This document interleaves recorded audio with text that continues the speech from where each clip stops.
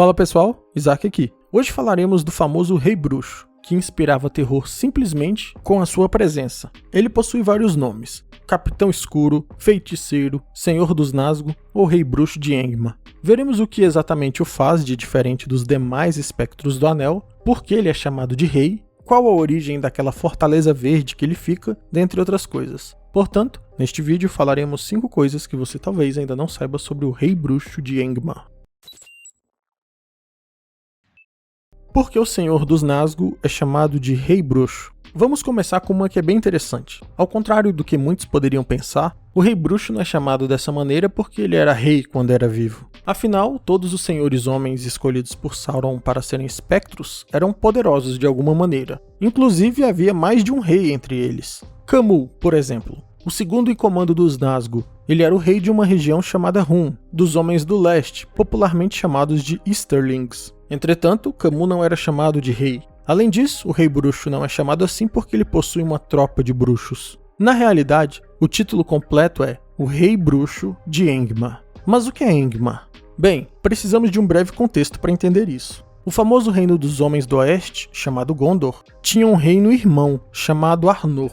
Gondor no sul, Arnor no norte. Para organizar melhor os ataques, Sauron decidiu que ele, pessoalmente, ficaria a cargo de Gondor, que era mais poderosa, e que o Senhor dos Nazgûl deveria destruir Arnor, no norte. Como Arnor era muito distante geograficamente de Mordor, o Rei Bruxo fundou um reino fazendo divisas com o reino de Arnor, que ele pretendia invadir. Esse reino foi fundado pelo Rei Bruxo no ano 1300 da Terceira Era, no Vale das Montanhas da região de Angmar, e seria chamado o Reino de Angmar. Esse reino foi fundado com um único propósito: destruir o reino de Arnor. Mas vejam bem, essa não era uma tarefa fácil, e tampouco seria rápido de se completar. Para termos noção, demorou 700 anos para que Angmar finalmente alcançasse seu objetivo e destruísse o reino de Arnor completamente, à exceção de alguns sobreviventes, é claro. Para sustentar uma campanha tão longa, eles precisavam de muito mais do que um mero acampamento orc nos arredores de Arnor, e Angmar precisou se tornar um reino completamente funcional.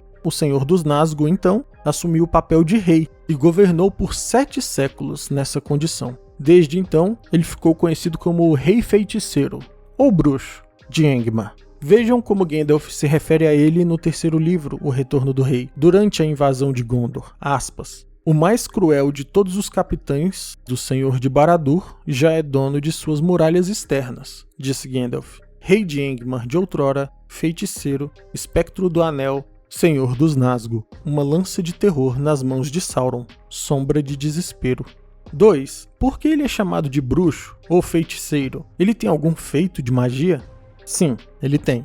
O mais evidente é que ele tinha a habilidade de conjurar um manto de chamas ao redor de sua espada. Isso ocorre tanto nos livros quanto nos filmes. Outra demonstração de seu poder mágico é quando os exércitos de Mordor utilizam Grond, essa máquina enorme, para atacar o portão de Minas Tirith. O Rei Bruxo conjura um feitiço que causa uma explosão no portão, que pode ser vista à distância. Aspas para o Retorno do Rei. Num impulso enorme, Grond foi arrastado à frente. Atingiu o portão, balançou no ar. Um enorme estrondo ecoou através da cidade, como um trovão rolando nas nuvens. Mas as portas de ferro e os pilares de aço resistiram ao golpe. Então, o Capitão Escuro se ergueu e gritou numa voz apavorante, pronunciando em alguma língua esquecida palavras de poder e terror capazes de estraçalhar coração e pedra. 3 vezes gritou, 3 vezes o grande ariete bateu, e de repente, no último golpe, o portão de Gondor partiu-se. Como se sob efeito de algum feitiço explosivo, ele caiu aos pedaços. Houve um clarão de luz cortante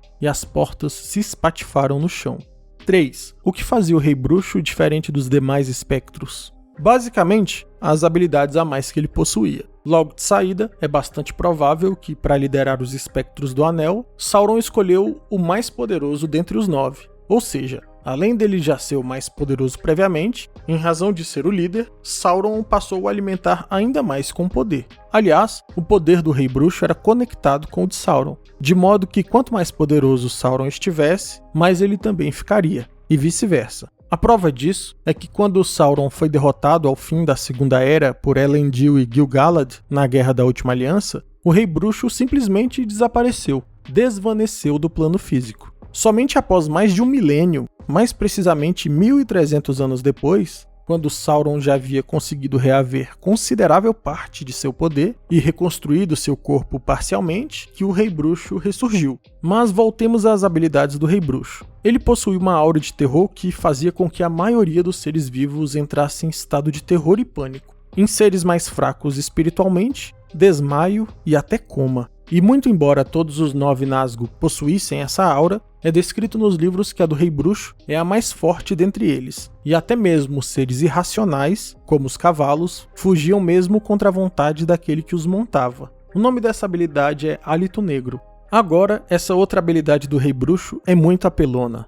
Quem o golpeasse, a arma utilizada era destruída ao entrar em contato com o corpo dele, e mais, a pessoa automaticamente era envenenada. E é justamente por isso que vemos Éowyn com essas manchas na pele durante o filme, sendo tratada por Aragorn, um dos poucos que sabia o antídoto desse veneno. Pra gente ter uma ideia, nos livros chega a ser dito que ser atingido por esse veneno era pior do que ser acertado pela massa do Rei Bruxo.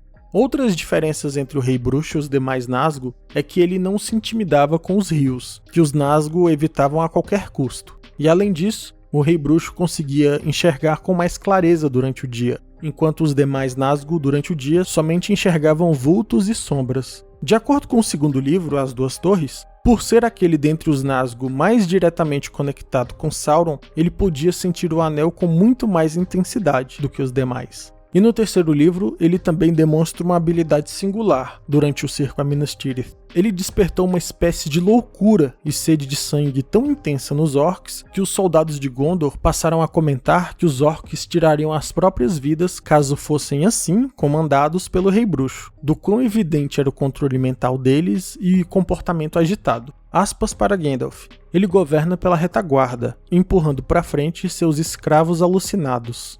4. Minas Morgul, a fortaleza do Rei Bruxo. Sabe essa fortaleza verde que vemos nos filmes? Ela era governada pelo Rei Bruxo, durante a Guerra do Anel na Terceira Era. O Rei Bruxo possuía autonomia para administrá-la como melhor entendia, enquanto Sauron governava pessoalmente a fortaleza de Barad-dûr, em Mordor. Mas o que poucos sabem é a origem da fortaleza de Minas Morgul. Vocês já pararam que a arquitetura dela se parece bastante com Minas Tirith? Inclusive o nome, Minas Tirith, Minas Morgul? Então, não é mera coincidência. Na realidade, essa fortaleza não foi construída por Sauron ou pelos Nazgûl. Ela era originalmente dos homens, mas foi invadida e tomada pelo Rei Bruxo. Durante o reinado de Isildur, essa cidade, que é também uma fortaleza de guerra, foi construída justamente para proteger as fronteiras de Gondor contra Mordor. Quando ela foi construída, ela recebeu o nome de Minas Ithil, mas quando o Rei Bruxo invadiu e se apropriou dela, mudou o nome para Minas Morgul.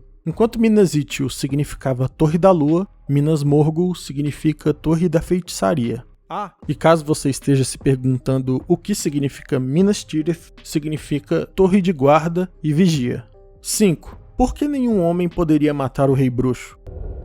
Sauron has yet to reveal his deadliest servant. The one they say no living man can kill.